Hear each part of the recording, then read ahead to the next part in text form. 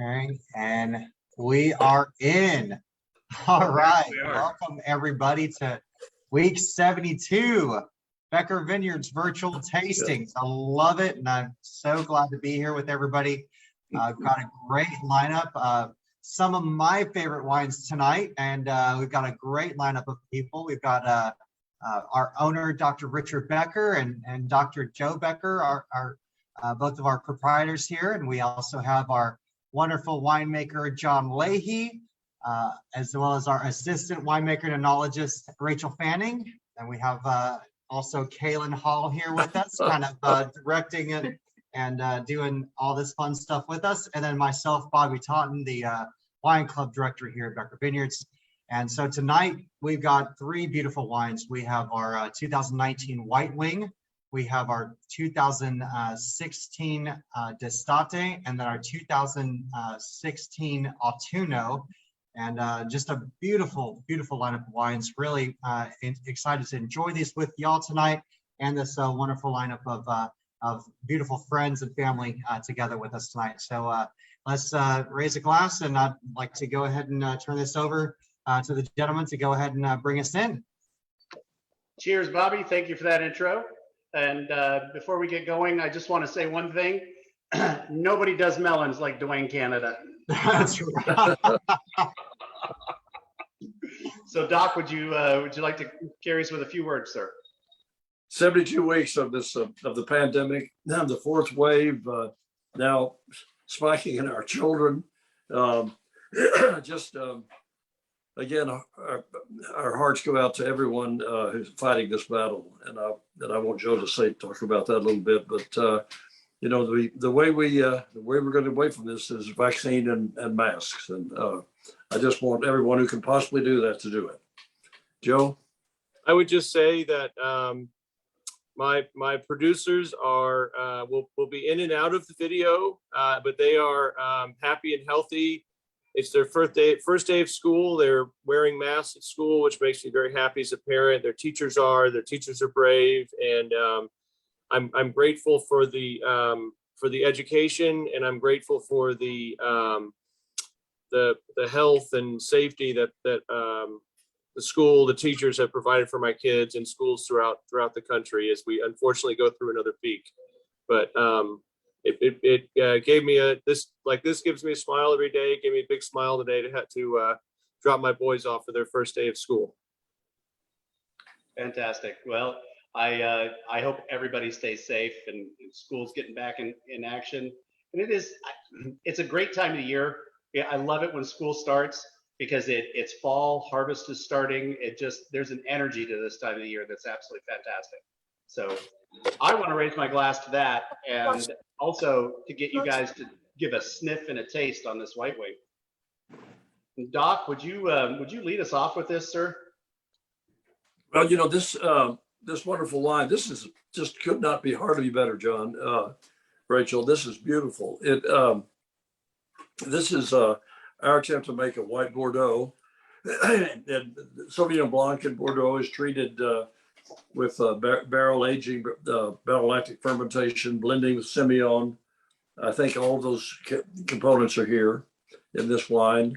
And John, I don't know how many months, I'm guessing 14, 15 in oak, and mainly New French oak, as I recall. Is that right? Yes, New French oak. And if 14 months makes you feel good, then that's what we'll call it. Yeah.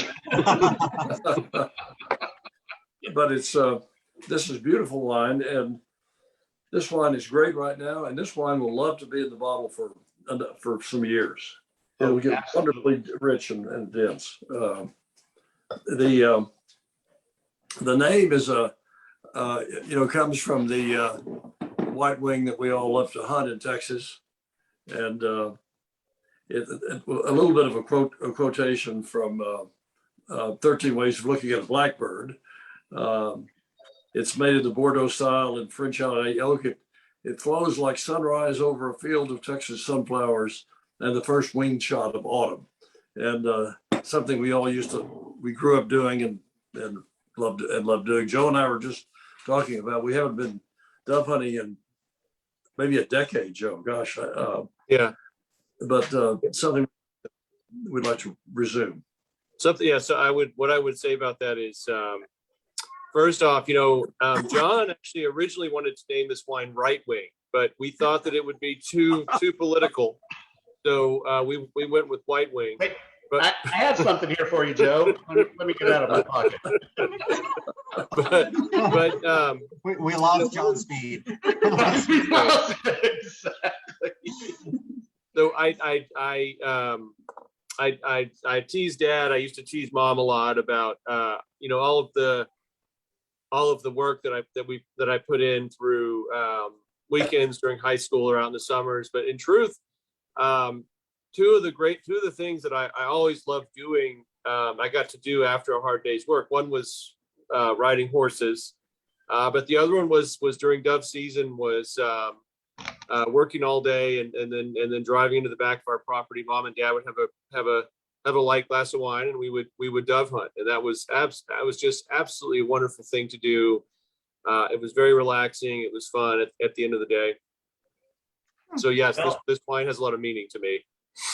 Well, I would like to tell you that in a few weeks, when season opens up, they're here and they're waiting for you, Joe. There are a lot of them. Good. Quite a bit. Okay, so Rachel, you're up to bat. What do you get on the nose? Nose and palate. I was going to invite you out to the back with a gun also. Do you want to go? Beginning Wow. of harvest. So. Early, isn't it? Into this harvesting. Look, we haven't run out of coffee yet. You're okay. Wait, Rachel, I want to hear from you, but before we do anything, Bobby, can I ask Bobby why? I just want to hear why you picked this wine, or what you had in mind. And Rachel, if you don't mind, then I'd love to hear from you. Thank you.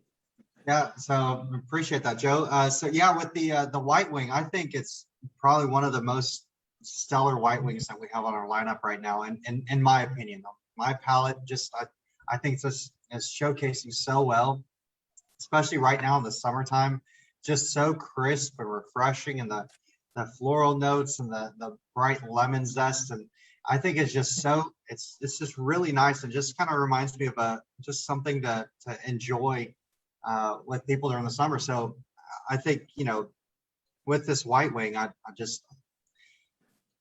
amazed by it. Through the few vintages of White Wing that I've tasted through, with the time of being here, I think this one just stands out a little bit more because it just does have that Sauvignon Blanc characteristic that a lot of people don't get to showcase, and I think we nailed it with this one. So.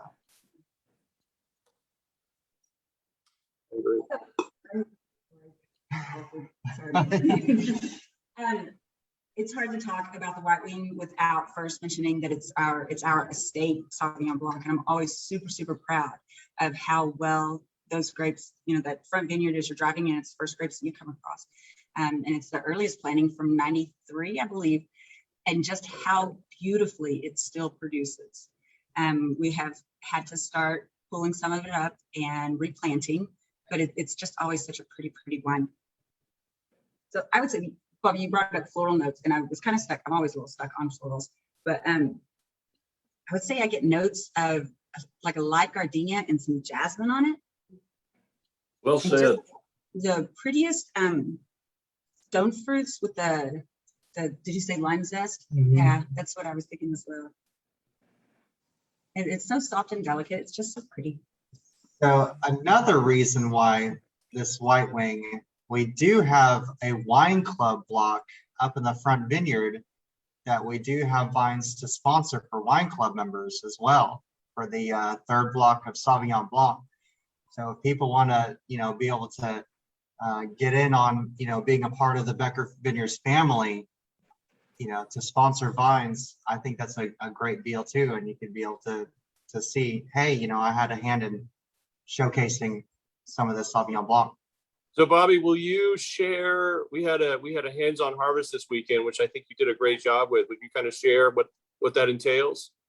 Thank you. Yeah, and I did notice a few names in the comments of Facebook. I'm recognizing like the Watsons and Swindle, and it's cool to see them after this event this weekend. But yeah, the hands-on harvest, it was a beautiful event where we got to be able to harvest some of the Petite Syrah blocks. So we've got 3 blocks that Wine Club members have sponsored. We have our Sangiovese, which is completely fully sponsored. We've got the Petite Syrah that is also fully sponsored.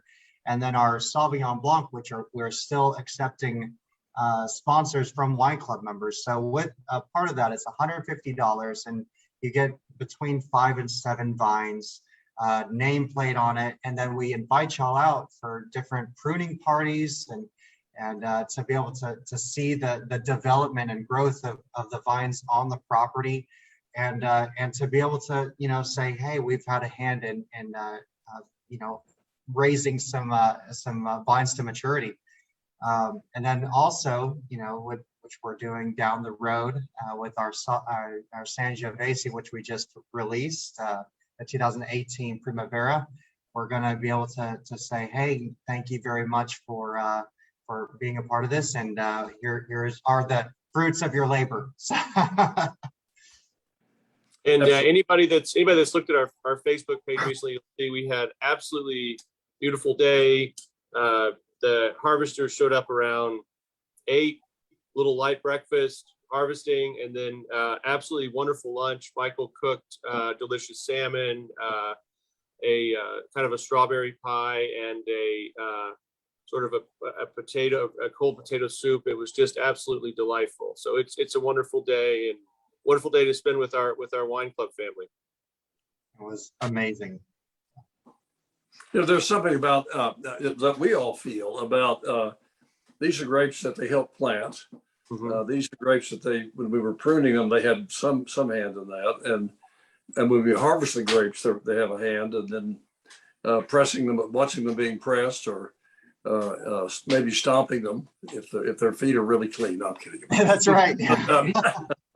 It's Chateau Lafite, right?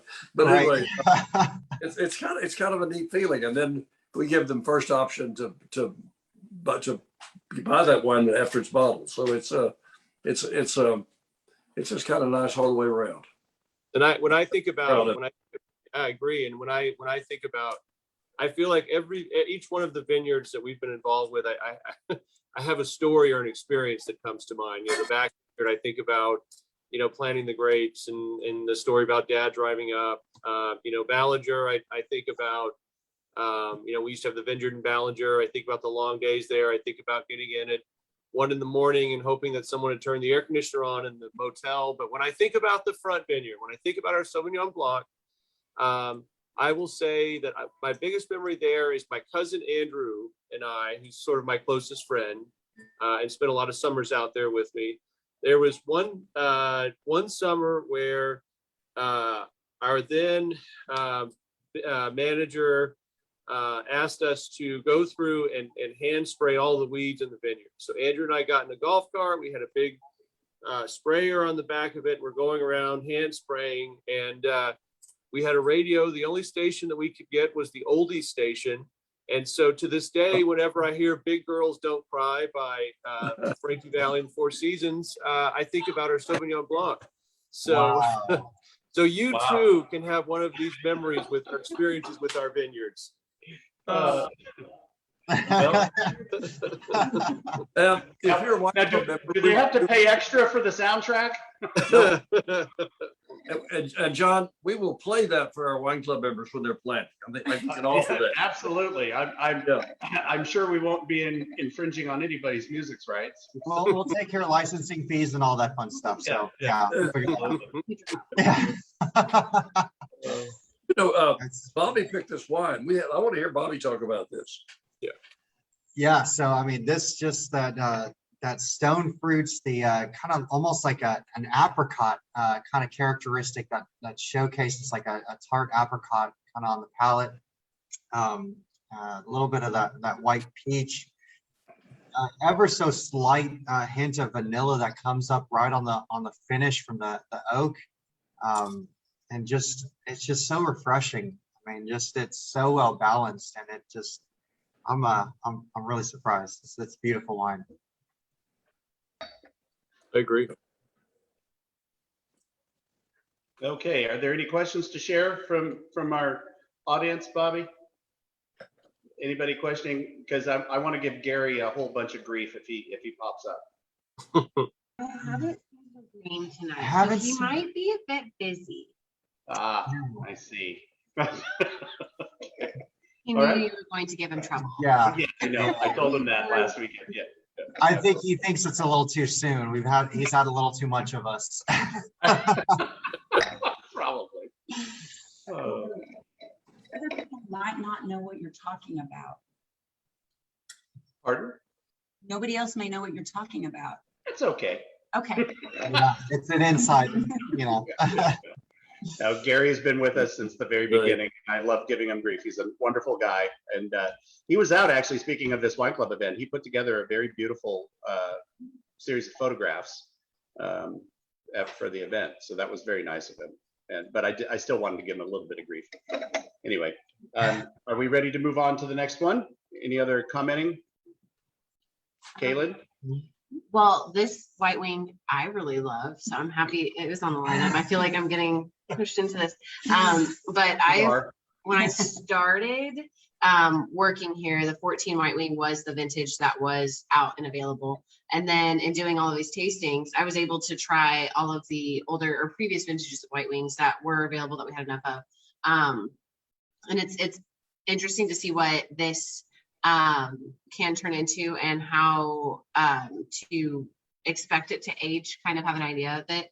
But I will say this is a wine that I want to enjoy after a long hot day in the vineyard. This is it. It's crisp, it's bright, it's clean, it's refreshing. And this is something that I think I might need to buy a bottle of so I can enjoy tonight. Oh, yes, absolutely. Okay, I'm going to call on you about food, just so you're prepared later. I'm working on it. I'm working on it. Okay, which one do you guys want to do next? And John, don't forget that Margaret's hiding.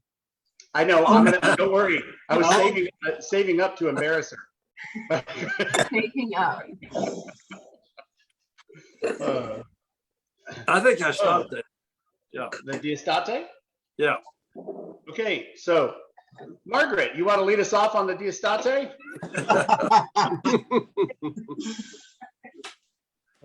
Oh, No.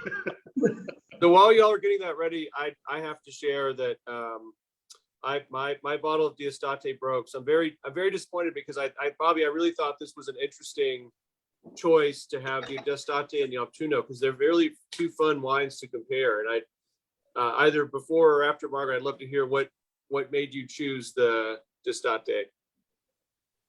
Actually, we can lead off with that, and then why don't we do that, Bobby? Why don't you lead off with your choices, and then we'll go through the panel on there. Right, yeah.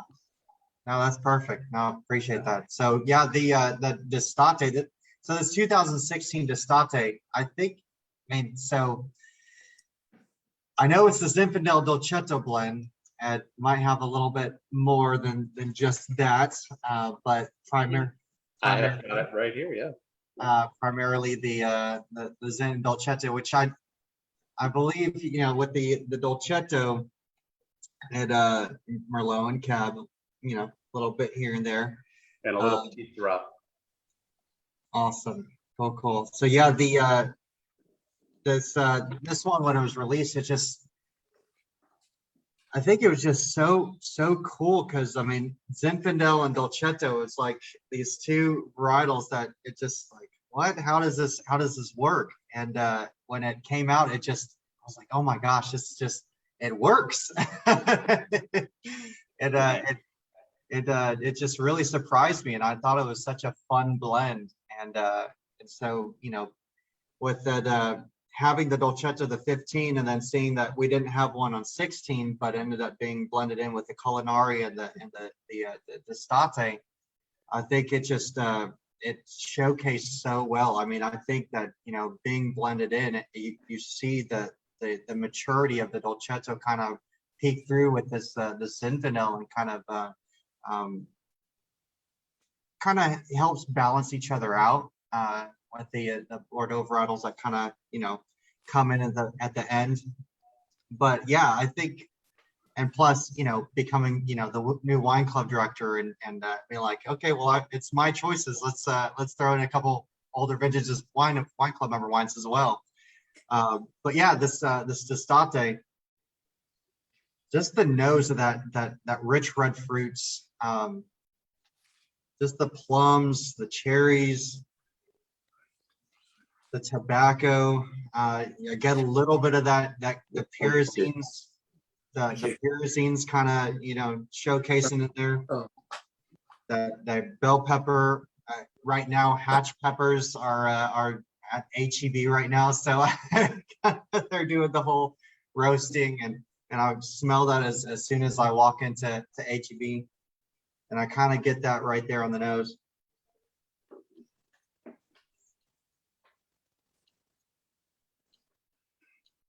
Now on the palate, just that it's not so heavy. It's not so like just weighty where it just kind of you're chewing on it, but it's so bright. I mean, it's the fruit is right there. The tannins just kind of, play with the palate, kind of gets you salivating a little bit.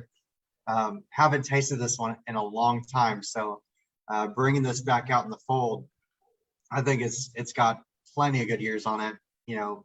Another 5 years on it, and it's a beautiful wine. The tobacco, the pyrazines, that green bell pepper, the cocoa, just kind of sneaking up on the finish. But yeah, this D'Estate is gorgeous. Oh, it's beautiful. Rachel, was this 2 years in barrel? How long was this in jail? Fresh in jail. Debating. It was just shy of 2 years. We bottled it in April of 2018. So here's the mystery about this wine. Here is a wine that is incredibly delicate and soft, as if it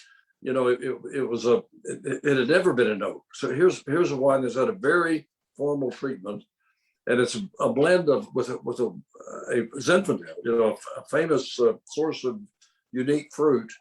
And the Zinfandels that you all have made, that John has made, I think are the best I've ever tasted. And it's somehow they're transformed into this delicate expression. So, but this is almost hard to believe when you taste this wine, I think. It's just, it's like you just can't believe it's had this process, this aging and this complex treatment, and it's so delicate. John, do you have any explanation for this? Yes, it's because we know how to make good wine. All magic. Cheers. Yeah. You're not wrong. I'm still shaking my head at you. Well, first of all, the Dolcetto and the Zinfandel played off each other, and you mentioned, Bobby, earlier about the 2016 Dolcetto not having a single vineyard of it. 15 was our first vintage of the Dolcetto. The 2016 came in just slightly with a pinkberry and a slightly underripe condition as far as phenolics were concerned. It was not underripe. It was just it had a lot of immature tannins associated with it. So letting it age that little bit and then blending it out with the Zinfandel. So what I can hear you guys. No. Yeah, well, so everything, Froze for a moment. either us froze or y'all froze. It was so weird. Yeah. I don't know. Doc wasn't frozen. You guys were frozen. Oh, Okay. That's good. Okay. Yeah. Anyway, the Zin and Dolcetto do complement each other with those flavors. And Doc, I think it was that Dolcetto, those shorter chain tannins that we were worried about when it was young and in barrel. When we put it in with that Zin and the cab, that really softened everything up. And I think that fruit, allowed that fruit to come forward and put those toasted notes in a muted background. They're still there. And I do get an edge of butterscotch on this. It's just right after the cocoa. There's just this hint. It almost is vanilla, but it's not. It's butterscotch. And it's just wonderful. And it's got a natural sweetness associated with the new oak on there. It turned out very well for a fun little experiment. there you go, wine club members. Okay, where's Margaret? She's been hiding. She and Pebbles. My favorite is In the same state. Yeah. They're so smooth. I'm missing voice from the Yeah. Like coming from the winery in the background. Right, The tapestry. Such a Absolutely. beautiful, beautiful picture. Yeah. If Carolyn's watching, I love that. I got to speak to Carolyn today. Uh-oh. You did? Yeah. And I had to promise her that I would not tease her about not making us turnovers. So this is me not teasing you about not making turnovers. So Seems subtle. awfully You didn't similar tell her to we teasing. weren't joking? Yeah, I know. Not Like, joking, we're teasing. She still won't let us know where she lives. She's afraid we're going to show up in mass. Not too far. Oh, this was an excellent choice, Bobby. Oh, was that We so? harvested some Sauvignon Blanc during this week, some from our front vineyard, some from the high plains. Mhm. And how's it looking? Well, it's, we're a down year this year so far on some of the early white varietals. We're not getting as much as we would like as far as tonnage goes. Because of freeze and Well, yeah, there are a number of factors. We're still dealing with the leftovers of the 2019 issue. We knew that going into this harvest, and then we did have some weather events early on, hail, and some pretty harsh weather up there that stripped some of the fruit off the vine early on. So we're dealing with that. I honestly think our farming partners have a much harder time of it. We're able to take that fruit and run with it. They're the poor folks that have got to worry about it all year before we harvest it. So I think there's a little bit of relief going on now that harvest is actually going. We're about 3 weeks behind our average. We got some fruit in today, so a little bit of Sauvignon Blanc and Chardonnay. The fruit looked excellent, just not a whole lot of it. So overall, we're pleased. I think we had a tougher time here in the hill country because of the excessive moisture that we got early on in the season and all the humidity. We've been battling some issues in the vineyard as far as farming are concerned, having to keep up on the sprays for, to reduce any of the mildew effect.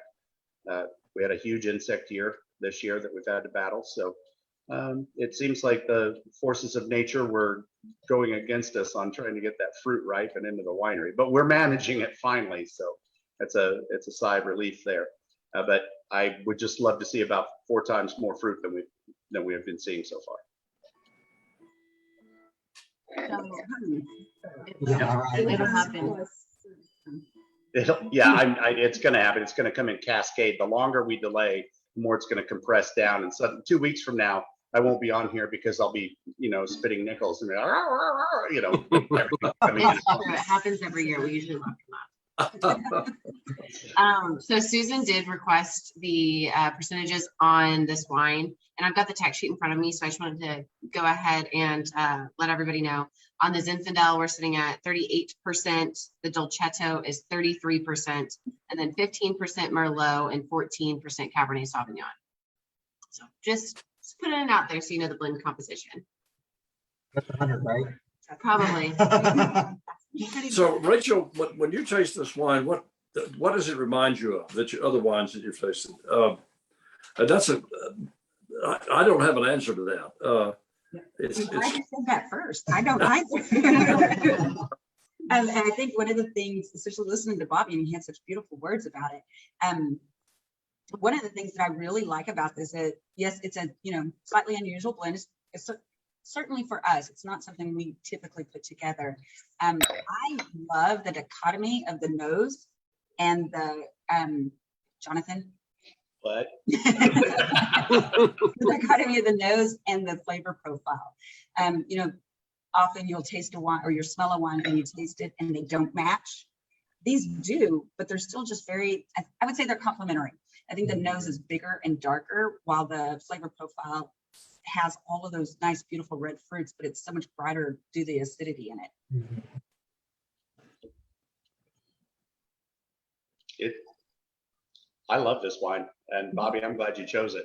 I am And too. I haven't I haven't tasted this in a while either. It's kind of fun. Hey, I know where they store a whole bunch of it. I say we go down and raid the cellar.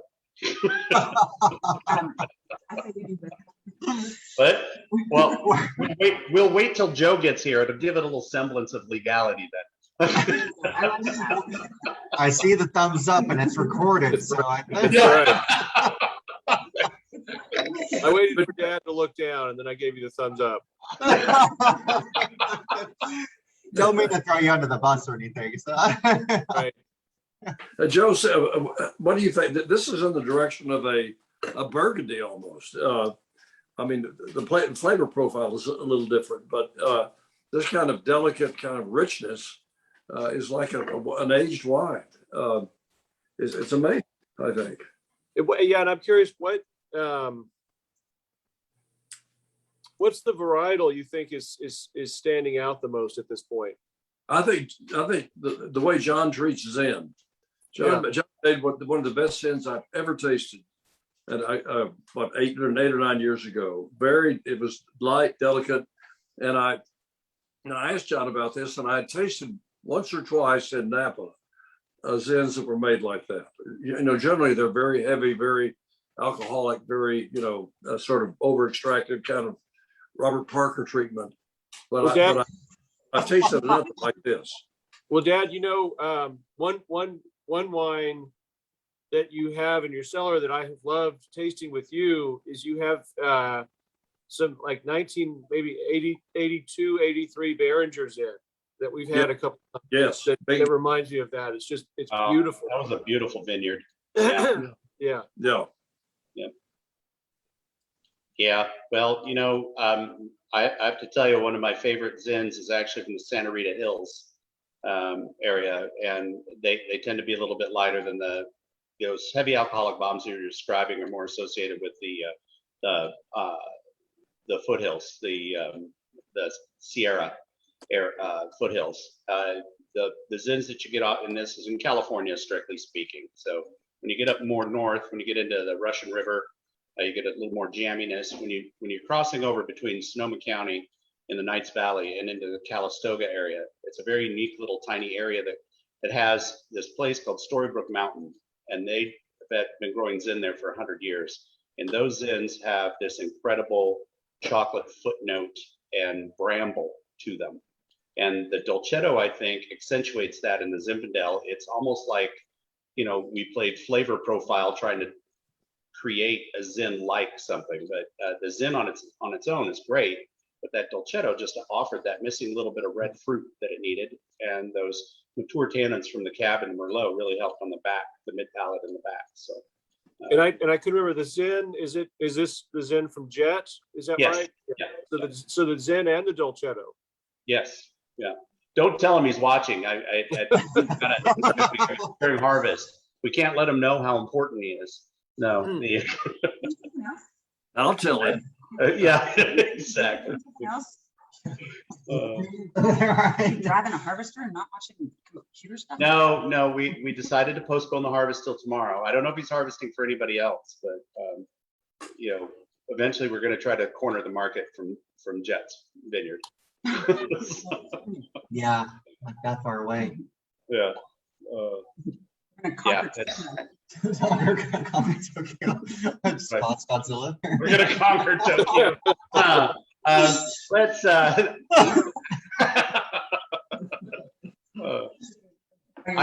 want that old brick building in Tokyo, the one that's a little dilapidated. I love that building. Yeah, I'm going to have it. Yeah. I bet it's for selling. Wouldn't that make a great restaurant and bar in the middle of nowhere? Yeah. It would. That's what I'm thinking. We could serve chilled glasses of Zinfandel and panini sandwiches. It's a no-brainer. I'm not mad about that. So, Bobby made a good comment while you were talking a second ago that Bobby made a comment that I get great candied apple notes on this. Every time I have an expression "no-brainer" in our winery, I realize that I better really think hard about that. So we don't need any more no-brainers. Don't need any more no-brainers. Okay, but hey, Doc, just real quick before we go on to the next wine, what do you call a fish that wears a bow tie? Oh my God. A fish I don't that know. wears a bow tie. What do you call it? Sophisticated. I'm so glad to have that, Marvin.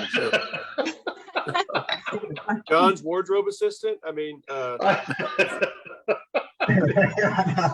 Yeah, so Uh, I've got something to kind of tie into, Yes. Doc's history there. So why do Norwegian ships have barcodes on the side of their vessels?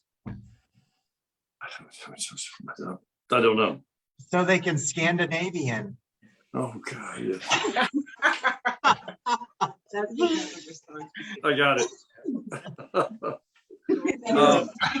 look, Rachel's grinning like you guys need to stop. I'm with it. This is what we do. We're in the no-brainer territory. Okay, All right. so on to the third wine. Let's do it. Love that. And only go from here, right? Yeah. So Bobby, would you tell us why you picked this one? So this Autunno, oh my goodness. Right? Yeah, The perfume's incredible. just that depth. Just like you're swimming in that nose. It's just amazing. Right, yeah. The aroma just kind of overwhelms you. But I remember when this was in tank, and I think I mentioned this a while back, but on the tank it said Becker Bordeaux, and I was really excited because I think this was the first time that I remember us showcasing a lot of our Bordeaux varietals from this property, and I was so pleased to see that we're actually going to say, hey, this is a lot of our stuff that we're very pleased with showcasing to everybody, and then tasting this, the just that depth, that grip, that the tannin structure, just the deep dark fruit flavor profile that we can showcase here. I was like, this is phenomenal. So ever since then, and when we reopened back in September for tastings, this was part of the lineup, and it was just like, oh, it's still there, just that depth, that deep plum, the dark richness, the tobacco, the cocoa, the oak, the smoky characteristic of it. I think it's just it's an amazing wine, and I want more people to be able to enjoy this one. So that's kind of why I picked this Autunno, because it showcases what we have here on the vineyard itself. I agree, Bobby. I think it showcases. We've always been able to do these Bordeaux blends so well, and I think that's also why I love this wine, is it showcases the incredible blends that we can do. And as I've said before, for me, that's one of the most fun parts about being able to do this is the blending sessions. I don't know how many blends you would have gone through to get to this, but I agree, it's absolutely beautiful. Caitlin, you've been awfully silent. I've been working in the background, very trying to move my mouse and respond to people. Anyhow, and also trying to decide if I need to mute any of you about the dad joke. Never. So this wine I think is really lovely. It's been a while since I've tasted it. The first thing, I had mine covered down here, and because it just kind of helps concentrate the nose. I'm getting a bit of coffee, bright red cherry, and on the palate, I'm picking up those things, but also a bit of maybe violet. It's really lovely. The tannins are fantastic. It's rich. It is everything I would want with a steak and a steak dinner. So hint, hint. To anyone that wants to cook me a steak tonight. It's a fantastic wine all the way around. And I'm looking at the blend sheet and it's almost could be considered an estate wine. So close, so close. Yeah, but it is really, It's opening up and it's so pretty. Yeah. It just keeps developing. Really it's a does. thick cepage for sure. All 5 varietals. Rachel, do you remember the various components as they came in that are in this blend? How the grapes looked and what you thought at the time? Man, I feel like I'm about to break your heart and say no. You know how long ago this was? It was a long time ago. A lot of lots. Yes, a lot of things have happened. We brought in a lot of these same grapes over and over again. But I will, harp back to what Bobby and Joe were both saying about it. It's so much fun when we get to put together a blend that's off of our estate vineyard. I am like you guys, I get so proud of it. I'm so stinking excited about it. We've had, of course, our white wing several years running. The estate Petite Syrah is just absolutely beautiful. And now, of course, this one, and it's close. It's close, kids. It does have about 11% of talent, was it Merlot and Petit Verdot in there, which is also still really nice because it's still hill country fruit. And I think this is a great example of hill country grapes making beautiful hill country wine.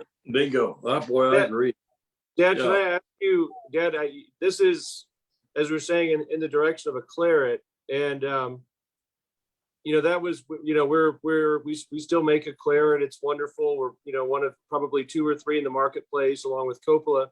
What were some of the great clarets you were thinking about, or do you remember when you were thinking about planting this vineyard or planting our estate vineyards? Well, gosh, my favorites have always been Margaux and Aubryon and Latour.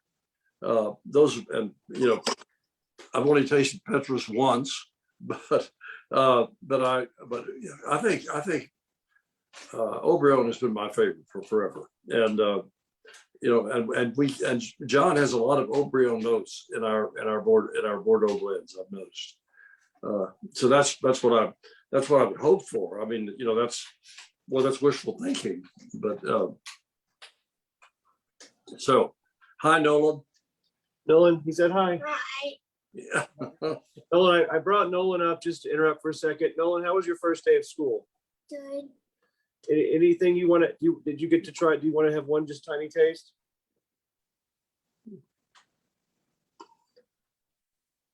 How is it? Good. Oh, yeah. Wait a minute. I think it made his tooth disappear. It did. At least 1 or 2, I think. Or Wow. Hey, did the tooth fairy come by yet? Yes. Perfect. 3. Thank you, sweet boy. Made out like a bandit. Bye. Oh, Wow. it's amazing. Hey, good choice, Bobby. Yet again. Thank you. And it's just both of these. I mean, the Autunno and the White Wing both showcasing our vineyard, and it's just, I think they're just amazing representations of what we can do here in the hill country and on our property. So Yeah. double fisting, But hey, Hal, I get paid to do this. Yeah, these are 2 great Bordeaux blends, the White Wing and the Autunno. I agree. I always feel bad because after I go through this litany of what blending is to a winemaker, and not every wine makes 100% wine, from one block, one vineyard or whatever, but yet here we are with the White Wing, and it's all of our Sauvignon Blanc off the front block. So there's an exception to every rule, and this is an exceptional wine. So it did very well. But I am really in love with this 16 Autunno. The 5 Bordeaux varietals, absolutely gorgeous. Does anybody else get almost a dustiness on the back note? Absolutely. Yeah. And it's a little different than what we get when we have some of our West Texas blends. Right. Yeah. Yeah, not as much as those pyrazines kind of come out like in that green bell pepper, but more in the Right. like the dark chocolate, Yeah, yeah, they're definitely maturing. Those pyrazines are maturing for sure. right. And that's what I love about it.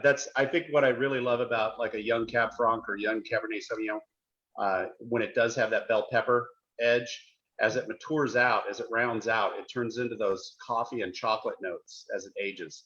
It's just, it always makes me excited when Rachel and I are out on the crush pad and that Cab Franc comes in, or the Cabernet from Jet or Canada or Reddy's or Talents. When those Cabernets start coming across the board and you just smell that pyrazine in there, you just know in 2 to 3 years what it's going to smell like, that just deep violets and chocolate and just absolute wonderfulness. Brilliant. So, and you were talking earlier, Doc, about the condition of the fruit, and 16 was a great year. It was the year that we were like, okay, we've passed 13, we got through 13, 14, 15 was awesome.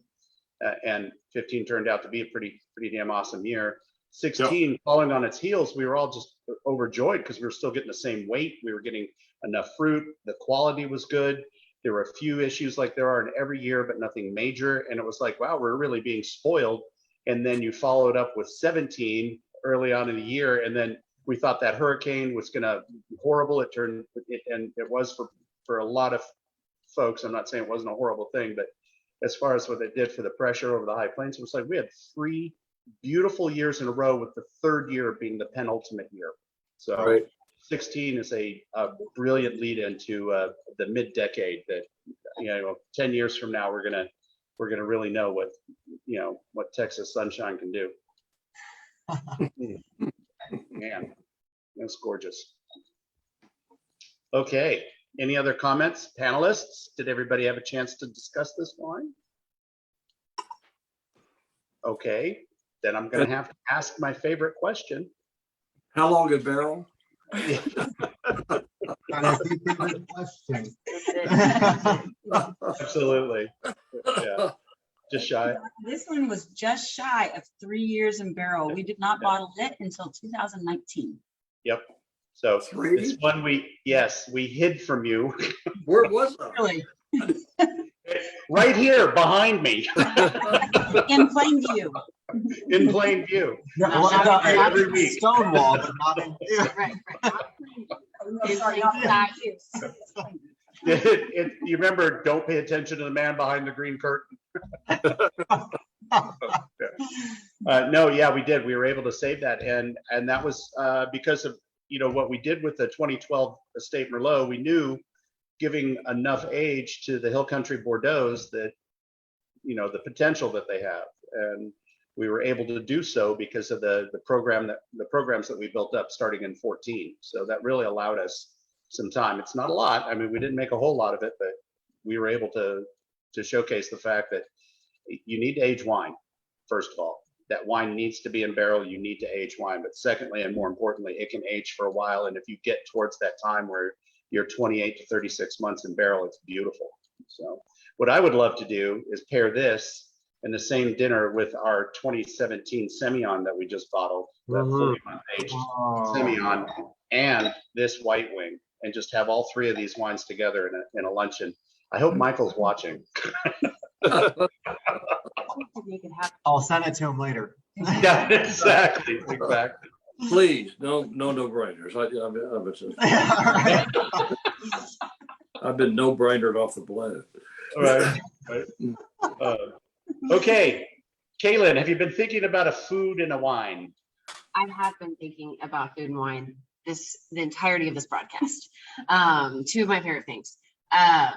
But I recall when we were doing the Art of Food and Wine pairings, that we had actually paired this Autunno with a lemon cake. Yes. And I just so happened to have a lemon bar from Warner's Warehouse upstairs on my desk. I know. I meant to tell you. Not anymore. It's not on your desk. Jonathan, I know where to find you. I know where to find you. He's closer to it than we are. Jody, I request your assistance. But I think that I'm going to save the last measure of this in my glass, go upstairs and investigate that, see how that's still standing. I think I'm gonna help you. I think so. It did. Yeah, well, it did very, very well with that lemon cake and lemon icing. And that was tasting that, the fattiness and that zest. It was like, it's going to go with this wine very well. And that's my favorite thing to do, is to take these non-traditional wines that are not traditionally used for dessert, and pair them. And that did very, very well. Absolutely. Perfect. I'm Okay. excited. So Bobby, it was your lineup, pal. What foods were you thinking when you were picking these wines, and what foods are you thinking now? On this Autunno, all I can kind of envision and see in my mind and kind of just imagine is Perini's chuck wagon dinner with steak, the chocolate cake. I mean, just this is kind of that's what I'm kind of going towards. Is a nice Perini dinner with this Autunno. Yeah, I think that would be lovely. Rachel? I'm sorry, Doc. Coming through with the no-brainer again. I'm going to take the easy pass on this one, and I'm going to say that all three of these, all I need is a big, pretty charcuterie, because there's nothing on a big, nice charcuterie that won't pair well with all of this. Mm-hmm. I know, easy way out. All right. I think we should ask the doctors, Becker, Emily, and Joe. So Joe, what would you pair? What wine and what would you pair? Well, while Emily's thinking, for the last 2 weeks in a row, Emily and I have been to one of my new favorite restaurants in San Antonio, which is a restaurant called Brasserie Mon Chouchou, which is the French word for my dear, my sweet, so on. And we're actually taking my uncle to it when he comes into town on Friday. But they have an amazing wine list with a lot of French wines on there. I think that we're trying to emulate. They have a wonderful list of Rhônes, some interesting Viognier and Grenache Blanc blends, but they have some a couple of Sauvignon Blanc blends from Grave, the region in Bordeaux. And I was just thinking that I had a wonderful Branzino that Chef Laurent made last Friday night. That this it's a flaky white fish that this white wing would go very well with. Wow. Nice. That sounds very, very lovely. Doc, what do you think, sir? I think with the white wing, I'd like some fried oysters. Oh. And several of them. With the Zinfandel Dolcetto blend, I think a pasta dish from Italy, with some red sauce, and with this great Bordeaux blend we're calling Autunno in the Italian. I'd like to have a mushroom soup with at Brasserie Mon Chouchou. They make a fabulous lobster bisque. Yeah, en cru, with the puff pastry pastry across the top. That would go great with that. So that'd be a nice lineup for me. Nice. Well, I think with the 16 D'Estate, I'm gonna pair it with crab cioppino. So Dungeness crab stew, if you will, a tomato-based stew. It's very slow cooked. I think with the white wing and with the Autunno, I am very much missing. Jody and I have gone a couple of times to Red's place in Napa. They do every fall. They do a truffle menu, a 6-course truffle menu, and I think these two would be the perfect lineup for that. So, yes, they would. Wow. Some truffles, and now I want white truffles and risotto. So, Yeah. Wow. Sounds great. which means I'm gonna have to take a loan out at the bank to buy white truffle. Oh, okay, Bobby, what do we have online for next week? Week 73, we've got Nicole Bendelay, our tasting room coordinators lineup, which is amazing. So we have our 2018 Roussanne Reserve that she picked, the 2019 Claret that's in distribution, and then the 2018 Petite Syrah Reserve. So that's just a phenomenal lineup of wines that she picked out. So just to, you know, say, hey, you know, these are some nice wines that she really enjoys. Perfect. Well, Bobby, I have to say, I think you picked a great lineup here. Thank you, sir. Thank you, Joe. I Yeah. appreciate that. No, Way to go, man. and to share this with y'all is amazing, and with everybody that's watching with us on Facebook, I really enjoy this. So. Thank you. All Sounds righty, good. y'all. Well, how about a good big thank you to everybody that joined us. Thanks for letting us in your room, your living room, and your hearts and minds for another week. We hope to see you next week. Everybody stay safe. Good glass of wine. A great week ahead, and we'll see you next week. Cheers. Bonne santé.